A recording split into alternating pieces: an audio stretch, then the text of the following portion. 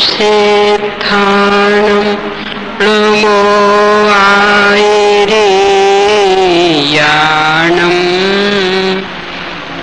नमो वज्रायाणं नमो लोये सविसाहूणम्।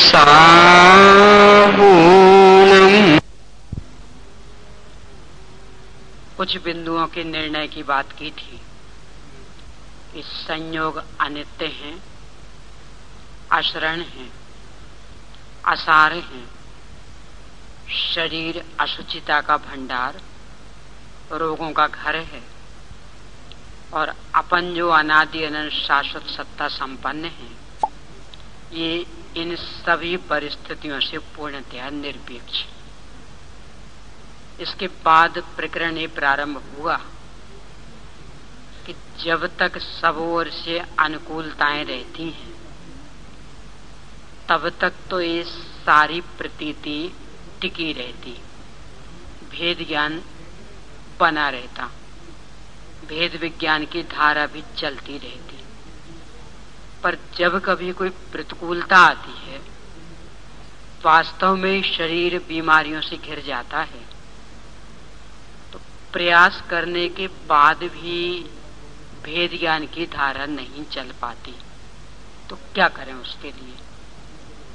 तो अपन ने चर्चा की थी, जैसा कि आचार्यों ने भी बताया, कि जब तक वे परिस्थितियां नहीं आई, इसके बीच में उन परिस्थितियों की कल्पनाएं करके, वास्तव में तो अभी नहीं आई, पर काल्पनिक रूप में खड़ी करके, और उस समय उस भेद विज्ञान की धारा को प्रवाहित करने का अभ्यास करें। क्योंकि अभी वास्तव में तो परिस्थिति बनी नहीं, इसलिए कोई तकलीफ तो है नहीं, अंदर से मन बिल्कुल प्रसन्न है, ये तो नाटक चल रहा। तो उस समय यदि भेद विज्ञान की धारा टिक गई तो समझ लेना कि जब वास्तव में वैसी परिस्थिति बनेगी तो उस समय भी स्वयं पर भेद विज्ञान की धारा टिकी रहेगी। तो क्या करें इसके लिए? तो तैयारी के रूप में अपन 6 बिंदुओं को अपन ने अपने संपूर्ण विषयों को समेटा है 6 बिंदुओं में। उनमें से पहले बिंदु पर चर्चा की थी कि सबसे पहला तो ये कि आत्म बल बढ़ाएं, यानी स्वयं पर का भेद विज्ञान करके इस शरीर से मेरा कुछ भी संबंध नहीं है, इसकी स्वस्थ और अस्वस्थ दशा मेरे लिए सुख दुख की कारण नहीं है, मैं से पूर्णतया अप्रभावित रहने वाला तत्व हूं। ये संयोग मुझे किसी भी रूप में सहायक नहीं हो सकते। ऐसा बारंबार चिंतन चलेगा, बारंबार भेद विज्ञान रहेगा, तो अपने वैभव का भान होने के कारण आत्मबल विकसित होगा, और वो जितने उच्च स्तर से विकसित हो जाएगा, परिस्थिति बदलने पर उतनी ही दृढ़ता बनी रहेगी। पर दूसरा, यदि इसमें भी मन ना लगे तो क्या करें? तो चर्चा अपन ने एक की थी कि जो भी ये परिस्थिति बनी है, चाहे वो शरीर की बीमारी की हो चाहे बाहर की, इसका वास्तविक निमित्त कारण कौन है, इसकी खोज करें। क्योंकि वास्तविक निमित्त कारण की खोज नहीं होने से जो बाहर में नौकर में दिखते हैं उनको अपन दुख का कारण मान बैठते, और इसीलिए हर कीमत पर उनको हटाने का प्रयास करते, और जबकि वो तो उसका वास्तविक कारण होता नहीं। तो यदि वास्तविक कारण का विचार करेंगे तो नियम से कर्म सिद्धांत सामने आएगा कि जो भी ये प्रतिकूल परिस्थिति बनी है उसका यदि वास्तविक कोई निमित्त कारण है तो हमारे ही पूर्वबद्ध पाप कर्म का उदय। तो अब सामने वाले पर रोष करने के लिए कहाँ अवसर रहा, क्योंकि वो कारण है ही नहीं। जो भी बीमारी आई है ये हमारे पूर्वबद्ध पाप कर्म के उदय में आई है, और पाप कर्म के उदय के अभाव में टलेगी, तो अन्य की शरण में जाने का कहाँ अवसर रहा। डॉक्टर क्या कर लेगा?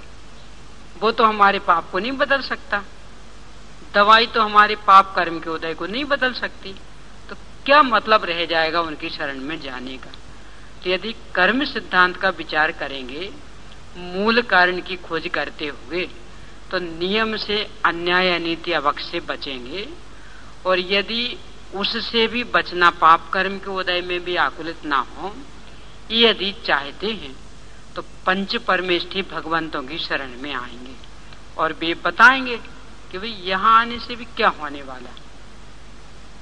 तो लाभ इतना मिलेगा कि वे अपने को फंसाएंगे नहीं, वे गुमराह नहीं करेंगे, यानी वे सीधी दो टूक बात कह देंगे कि भाई यहाँ शरण मिलने वाली नहीं है, संकलेश से बचने को यहाँ आ गए ठीक है, पर कितनी देर तक संकलेश से बच पाओगे। यदि स्वरूप लीन होगे तो ही शाश्वत सुख पा पाओगे, अन्यथा थोड़ी सी देर को संकलेश परिणामों से बच भी गए पर फिर जहां के तहां विकृत परिणाम होने लगेंगे। तो वे अपने को गुमराह ना करते हुए अपने स्वरूप में लीनता की सतत प्रेरणा देंगे, ये उनके सानिध्य में जाने का लाभ मिलेगा।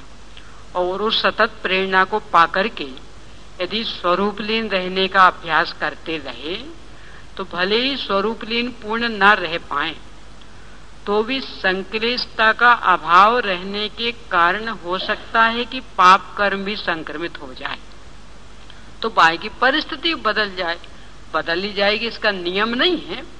क्योंकि ऋषभदेव मुंडराज जैसों की भी नहीं बदली, पार्श्वनाथ मुंडराज जैसों की भी नहीं बदली तो अपनी तो क्या स्थिति, तो बदल जाएगी ही ऐसा नियम नहीं, पर बदलने की संभावना अवश्य है। इसके बाद तीसरे बिंदु पर जो अपन ने चर्चा की कि यदि कर्म सिद्धांत का विचार करने के बाद भी परिणाम स्थिर नहीं रह पा रहे हैं, तो जिसको लेकर के समाधि की तैयारी करनी शुरू की थी अब पुनः वहां लौट आए कि वस्तु व्यवस्था और विश्व व्यवस्था का विचार करें। कल अपन वस्तु व्यवस्था के विचार पर लगे थे कि प्रत्येक ही वस्तु द्रव्य गुण पर्यायात्मक है। द्रव्य गुण तो अनादि अनंत स्थायी, पर्याय बदल रही हैं और पर्याय उस द्रव्य गुण में ही होती, यानी मेरी पर्याय मेरे द्रव्य गुण की सीमा में होंगी, आपकी पर्याय आपके द्रव्य गुण की सीमा में होंगी, शरीर की पर्याय शरीर के द्रव्य गुण की सीमा में होंगी। यानी अपना अपना परिणमन अपने अपने द्रव्य गुण की सीमा में होता है। तो जब शरीर का परिणमन मेरे द्रव्य गुण की सीमा में हो ही नहीं रहा तो मैं उससे दुखी कैसे हो सकता, और उस परिस्थिति को मेटने से सुखी कैसे हो जाऊंगा। तो क्यों दुखी हूं कि शरीर के उस विकृत परिणमन के कारण दुखी नहीं हूं, तो क्यों कि जो शरीर के प्रति मेरा मोह राग द्वेष चल रहा है उसके कारण दुखी। तो वो मिटे तो सुखी होऊंगा, शरीर की बीमारी मिटे तो सुखी होऊंगा ये नहीं, क्योंकि उसका परिणमन तो उसमें है, पर शरीर के प्रति जो मोह राग द्वेष का परिणाम चल रहा वो मिटे तो सुखी होऊंगा। और वो किसके बल पर मिटेगा, कल अपन ने चर्चा की थी कि परिणाम का विचार करें कि पर के प्रति जो भी अपनत्व हम रखेंगे, पर को अपनाने का प्रयास करेंगे, उसका क्या फल मिलेगा कि महाकष्ट पाता। न पर पदार्थ जड़ देह संयोग जो भी करेगा उसका परिणाम क्या मिलेगा कि महाकष्ट पाता मिलना, और मोक्ष मार्ग का पथ जड़ चेतन का पूर्ण वियोग।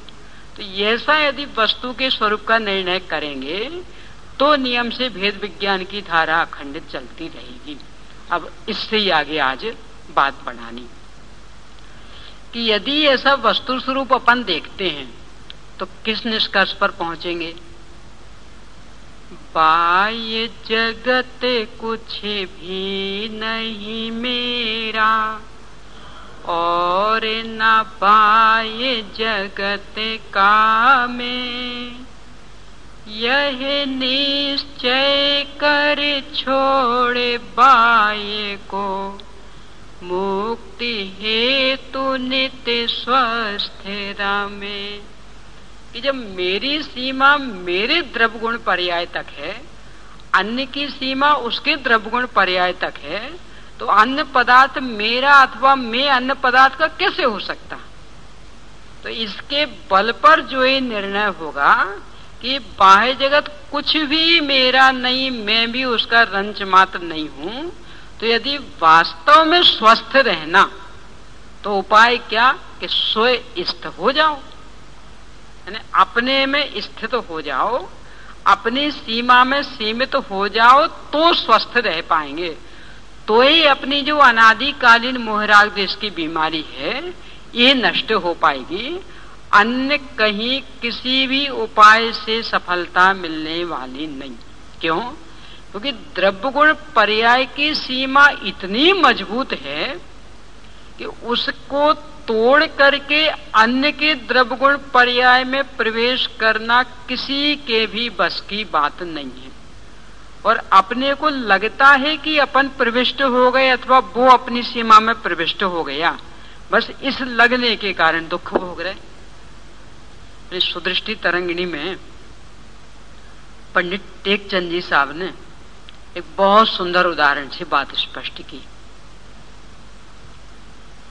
कांच का एक मंदिर है, कांच मंदिर, तो छोटे मोटे कांच का नहीं, यानी इतनी मोटी दीवाल,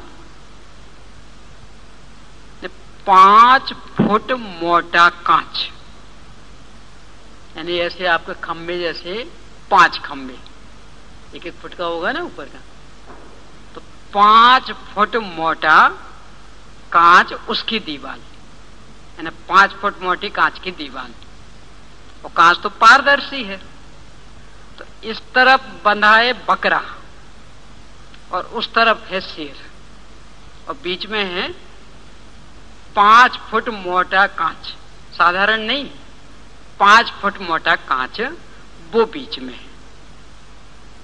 अब चूंकि पारदर्शी है तो बकरे को शेर दिख रहा है और शेर को बकरा दिख रहा है।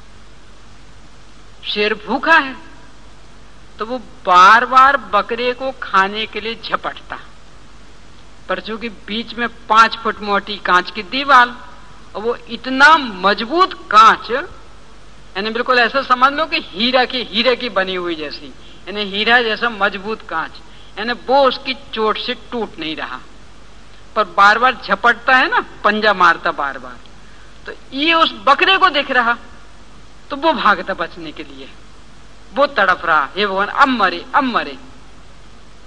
वे इस प्रश्न को, इस घटना को उपस्थित करके पूछते हैं कि बकरा क्यों दुखी है। यानी उस बकरे को अच्छा अच्छा खिलाते हैं तो भी उसके शरीर को लग नहीं पा रहा, सूखता जा रहा, तो क्यों दुखी है वो बकरा। सब शेर के सामने खड़ा ना, यार 5 फुट मोटी दीवार है ना, यानी किसी भी कीमत पर शेर की हिम्मत नहीं है उसको तोड़ने की, तो बकरा दुखी क्यों है। कि यद्यपि वो दीवार तो किसी भी कीमत पर नहीं टूट सकती है, पर बकरे को एक ज्ञान नहीं है, तो चूंकि वो झपट रहा ना, और वो झपटता हुआ दिख रहा है, दीवार तो पारदर्शी है, तो उस दिखने के कारण उसे भ्रम हो गया कि अब बस मेरे ऊपर झपटा, अब मैं गया, तो इस भ्रम के कारण दुखी। अब उसे सुखी होना हो तो क्या उपाय। कह रहे मान ले कि 5 फुट मोटी वज्र की दीवार है, यानी शेर तो क्या बड़े बड़े बम के गोले भी ना तोड़ सके इसे। वो आपके बनाया था ना, वो कौन था, वो सद्दाम हुसैन, उसने बना लिया था ना वो बम प्रूफ, जैसे बम के गोले भी ना काम कर सके, तो ऐसी दीवार है। तो ये यदि उसको समझ में आ जाए, कह रहे मैं तो ऐसी बम प्रूफ दीवार में पैक हूं, कौन कर सकता है यहां मेरा कुछ बुरा, तो अब उसे दुखी होने के लिए अवसर रहा। उसका देख करके तो लगता बकरा कैसा पागल है, इतनी मोटी दीवार के अंदर है और फिर भी डर के परेशान हो रहा, पर अपन कैसे पागल। प्रत्येक वस्तु की द्रव्य गुण पर्यायात्मक सत्ता, और दुतरफा वज्र की दीवाल, सिंगल नहीं डबल वज्र की दीवाल, एक तरफ अगुर लघुत्व गुण की, एक तरफ प्रदेशत्व गुण की, यानी दोनों ओर से, यानी अंदर का कुछ भी बाहर नहीं निकल सकता, बाहर का कुछ भी अंदर नहीं आ सकता। तो दुतरफा वज्र की दीवाल वो तो कृत्रिम है ना, तो ज्यादा प्रयास हो तो बाई चांस फूट भी सकती, कोई भयंकर बम का गोला लगे तो फूट भी जाए, पर ये कोई कृत्रिम नहीं है, अकृत्रिम है। यानी ये दीवाल तो किसी भी कीमत पर नहीं टूट सकती, किसी भी कीमत पर। यानी इंद्र जिनेन्द्र की भी ताकत नहीं है इस वज्रमयी दीवाल को तोड़ने की। और ये वस्तु स्वरूप अपने को ख्याल में आ जाए तो क्या ख्याल में आएगा कि शरीर का कोई भी रोग मेरे अंदर किसी भी कीमत में प्रविष्ट नहीं हो सकता। और जब उसने प्रवेश ही नहीं किया तो क्या दुखी करेगा वो? मेरी तो सीमा में ही नहीं आ रहा। अपने जो आत्मज्ञान की गाथा है ना, उसमें बहुत सुंदर पंक्तियां हैं।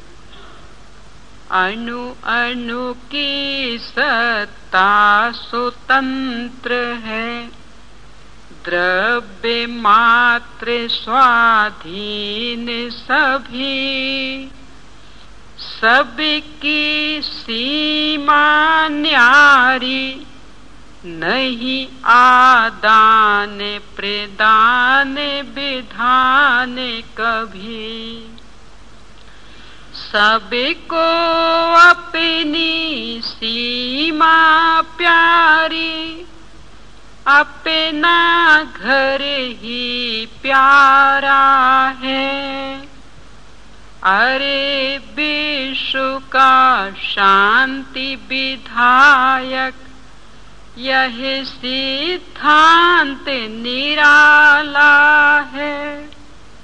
क्या है शांति विधायक सिद्धांत?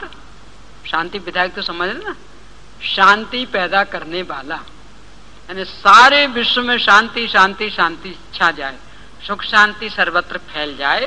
तो कौन सा वो सिद्धांत है? ये सिद्धांत कि यहाँ प्रत्येक परमाणु परमाणु की स्वतंत्र सत्ता है, एक की सत्ता में दूसरे का किसी भी कीमत पर प्रवेश होने वाला नहीं है। सबकी सत्ता न्यारी, नहीं आदान प्रदान विधान कभी, कि यहाँ आदान प्रदान के लिए कहीं कोई विधान नहीं है, पद्धति नहीं है। यानी मेरी सत्ता में से कोई ले सके, मेरी सत्ता में कोई दे सके, ये व्यवस्था ही किसी भी रूप में बननी नहीं है। और ये दृढ़ निश्चय चलता रहे तो अब बीमारी से कितनी घबराहट होगी। अभी तो ये लगता है मुझे आई है बीमारी, मैं बीमार हुआ। अरे मुझे आई तो दूर, मेरे में प्रवेश करने वाली नहीं है वो रंच मात्र भी, मेरी सत्ता को छू नहीं सकती बीमारी। और जिस बीमारी से परेशान हो रहे हैं, जिस बीमारी को मिटाने के लिए अन्याय अनीति अभक्ष नहीं गिन रहे हैं, उस बीमारी की स्थिति कितनी सी है? शरीर छूटते साथ ही अपने आप मिट जानी।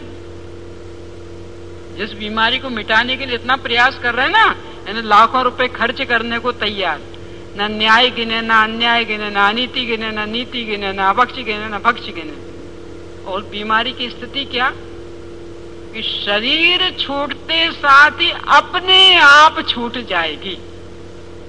अगले भाव में जाएगा उसका संस्कार। मान लो भयंकर कैंसर हो गया, पूरे शरीर में कैंसर, तो अगले भाव में जाएगा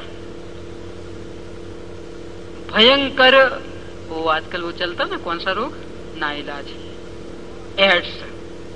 एड्स रोग हो गया भयंकर, तो अब वो अगले भाव में जाएगा। ये सब ना इलाज बीमारी थी ना, तो यहाँ तो इलाज हो ही नहीं पाया, तो अगले भाव में इलाज करने को लेके जाएंगे, जाएगा। यानी भयंकर से भयंकर बीमारी हो जाए तो भी वो देह छूटते साथ ही खत्म। तो जो बीमारी देह छूटते साथ मुफ्त में खत्म हो जाने वाली, उसके लिए परिश्रम करने में क्या दम है। और अपनी बीमारी, वो पैसे लगेंगे क्या मुफ्त में, इसलिए वो पैसे लगेंगे क्या? अरे दे छूटा खत्म। कितनी भयंकर से भयंकर बीमारी हो, एक नया पैसा भी खर्च नहीं करेंगे तो भी मिटेगी। और अपनी वास्तविक बीमारी, मैं तो अनादि से रोगी हूं। है रोगी? नहीं है तो नहीं है तो बात ही कहां रही फिर। अरे रोगी माने तब तो इलाज कराए ना। वहां तो कह रहे कि मैं तो अनादि से रोगी हूं, उपचार कराने आया हूं। ये जो अनादि के रोग लग रहे हैं, जन्म जरा मरण के रोग, मोह राग देश के रोग, ये जो रोग लग रहे हैं ये अपनी बीमारी है। तो ये शरीर के छूटने से भी छूटने वाली नहीं है। और इस बीमारी का कारण क्या? मात्र एक कि जो अपना नहीं है उसे अपना बना रहे, यानी बाह्य जगत कुछ भी नहीं मेरा, फिर भी बना रहे कि नहीं बाह्य जगत ही सब कुछ मेरा। बस ये वो बीमारी, और कुछ बीमारी नहीं है। कितनी बीमारी कि सत्य तो ये है कि बाह्य जगत कुछ भी नहीं मेरा और न बाह्य जगत का मैं, और मान ये रहा कि बाह्य जगत ही सब कुछ मेरा और मैं भी सब कुछ बाह्य जगत का। बस ये बीमारी। तो ये बीमारी ऐसी है कि एक दो भाव तो क्या, अनंत भाव भी, अनंत शरीर भी छूटते जाए तो भी ये बीमारी मिटने वाली नहीं है। कब तक? कि जब तक ये मान्यता नहीं टूटेगी तब तक। यानी शरीर की भी इलाज कराने से बीमारी मिटने वाली नहीं है, लाखों करोड़ों रुपए खर्च करने से बीमारी मिटने वाली नहीं है। ये मान्यता में बीमारी हुई है, तो मान्यता सुधारने के अलावा कोई दूसरा इलाज इस बीमारी का नहीं है। और ये बीमारी ऐसी कि स्वयं को मिटानी पड़ेगी, या कोई अन्य दवा काम नहीं आएगी। और यदि मिट गई तो बाकी बीमारियां कितनी ही रही आवे तो भी मोक्ष हो जाएगा। अपने अन्य जो आते हैं मोक्षगामी, अपने इनका ही ले लो, सनत कुमार चक्रवर्ती से मोक्ष तो नहीं गए, पर फिर भी जो स्थिति बनी कितनी भयंकर बनी। तो शरीर छूटते साथ ही खत्म। और मोक्ष जाने वालों के भी हैं ऐसे कि पूरे शरीर में कीड़े पड़ गए और केवल ज्ञान हुआ तो सारी बीमारी खत्म। पूरे शरीर में कीड़े पड़ गए, इतनी भयंकर बीमारी। यानी ऐसे घाव हुए कि अकेले में घाव नहीं रहे, घाव में कीड़े पड़ गए, आली पड़ गई, और स्वरूप लीन रहे, केवल ज्ञान हुआ, एक नए पैसे की दवाई खाए बिना और खत्म। तो ये शरीर की बीमारी तो इतने हल्के स्तर की बीमारी है। अपने को जो बड़ी लग रही है, गहराई से विचार तो करेंगे वो कितनी सी बीमारी कि शरीर छूटते साथ खत्म हो जानी है, केवल ज्ञान होते साथ खत्म हो जाएगी। तो उसको मिटाने में क्या दम है? उसको मिटाने के पुरुषार्थ में कैसे अपने को माना जाए कि हम पुरुषार्थी हैं?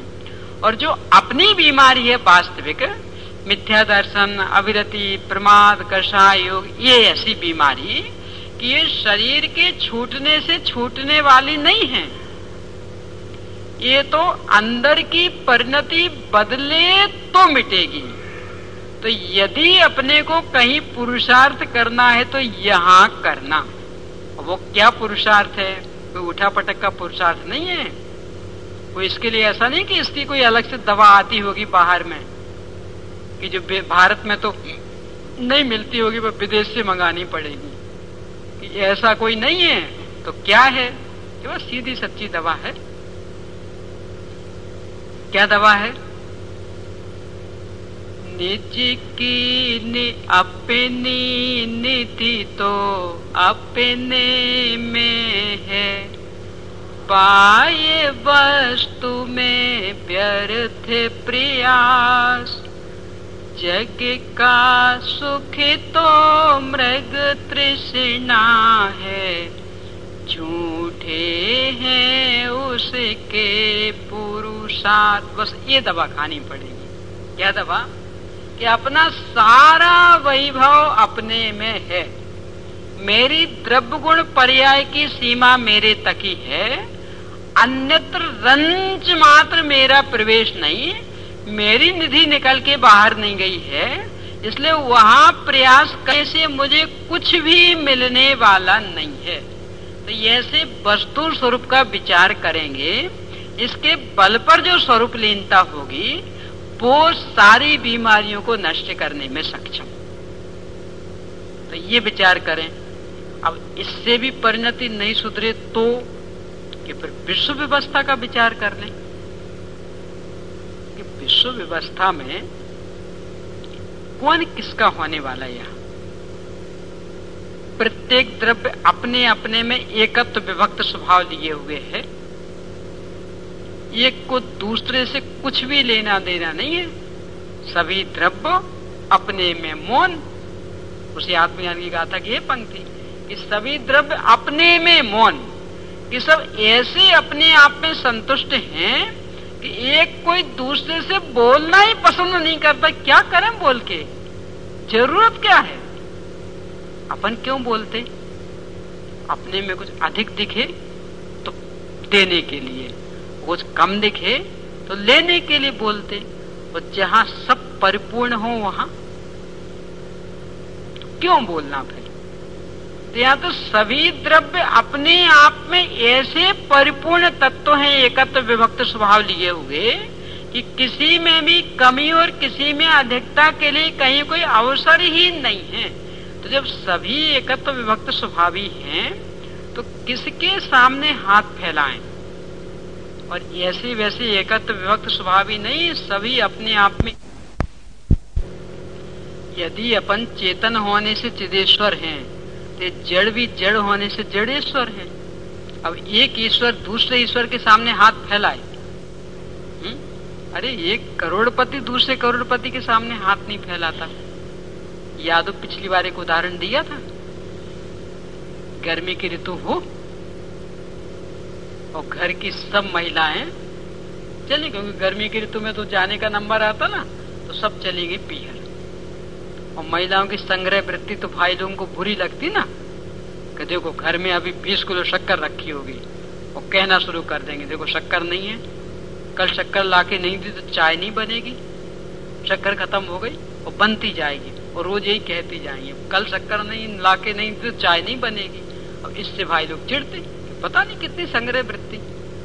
अरे संग्रह वृत्ति नहीं है, आपकी विस्मरण वृत्ति के कारण उन्हें मजबूरी में अपनाना पड़ता।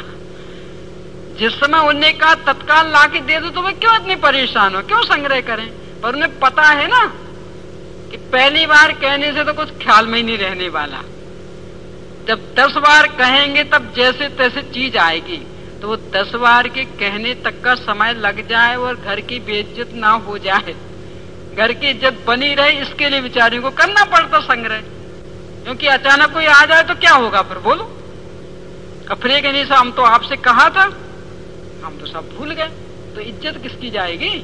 तो इसके लिए संग्रह करना पड़ता। खैर, तो वो महिलाएं तो चली गई, अब घर में रह गए सब पुरुष पर, भाई लोग। रोटी पानी तो मान लो यहां वहां होता हो, पर दूध चाय कॉफी शरबत ये तो अपने हाथ से कर ही लेते ना। गर्मी के दिन खूब शरबत बना बना के पिया, और डिब्बे की सारी शक्कर संग्रह करने की तो आदत थी नहीं, सोचा और किसी डिब्बे में रखी होगी, पर फिर बाद में डिब्बे खोले तो सारे डिब्बे खाली। अब क्या करना? और मान लो लग रहा हो अहमदाबाद जैसा कर्फ्यू, अब क्या करना? एक दिन का तो पक्का कि एक दिन तो कर्फ्यू नहीं खुलेगा, और सामने करोड़पति रहता है, अपन भी कंजूस नहीं है, बस अभी घर में नहीं है चीज, पर आएगी तो बोरा भर आएगी, और यदि एक कटोरी अभी ले लेंगे तो उसको 10 कटोरी देने की क्षमता है। यानी कंजूस प्रवृत्ति नहीं है, किसी दूसरे की चीज रखने का भाव नहीं है। तो अब क्या करना बोलो?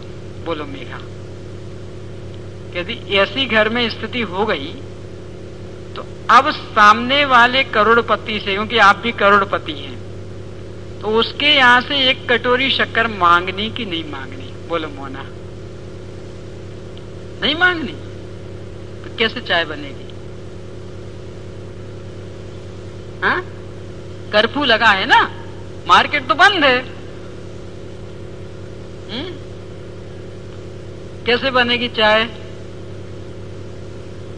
बोलो भैया पंडित जी, क्या विचार है आपका? कि सब भले बिना चाय के रह जाएंगे, बिना शरबत के रह जाएंगे, पर शक्कर मांगने तो हम नहीं जाएंगे। क्यों? आप दे नहीं सकोगे क्या? नहीं, देने का सवाल नहीं है, पर क्या सोचेंगे, अरे इसका ही नाम करोड़पति? हम तो समझ रहे थे करोड़पति और इनके घर में शक्कर नहीं है।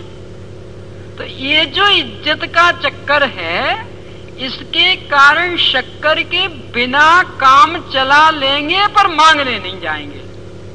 तो एक करोड़पतित्व का आम रहता है, उसका गौरव रहता है, तो भिखारी वृत्ति नहीं आती है। और अपने अनंत पतित्व का गौरव आ जाए तो यानी मैं उसे हम अनंत पति, और इस शरीर का रोग मिटाने के लिए उस दवाई से हम मांगे कि हे दवाई रानी आ जाना यहाँ, ये बीमारी मिटा देना। और वो भी किसके लिए? वो शरीर कहता हम कौन से कमजोर हैं, हम कहां भिखारी, हम भी जड़ेश्वर हैं। शरीर भी तो कह रहा ना कि हम भी जड़ेश्वर हैं। तो वो कहता हमें आवश्यकता ही नहीं है, हमारी जिस समय वैसे परिणमन की योग्यता होगी तो हो जाएगी। ये ख्याल में रही विश्व व्यवस्था कि यहाँ प्रत्येक द्रव्य अनंत वैभव संपन्न है, प्रत्येक द्रव्य अपने आप